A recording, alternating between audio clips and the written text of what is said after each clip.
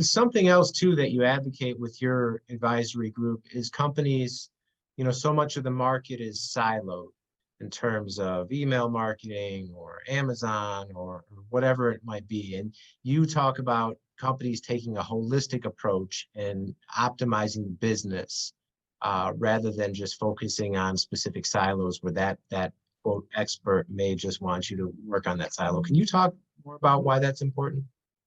Yeah, it's the analogy like for a person with a hammer, everything looks like a nail, and every nail looks like a hammer, right? So that's the simplest analogy I can give, right? So if you go to a Shopify development agency, they think that your website is the problem, right? So they work on redesigning because that's how they get paid, right?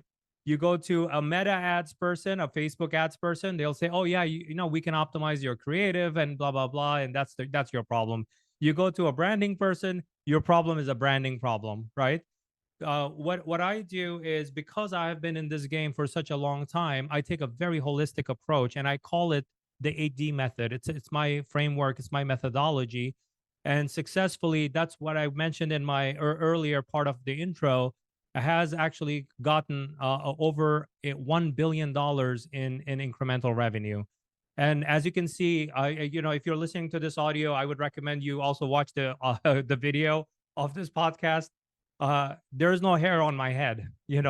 Every single follicle was $1 million incremental for my clients.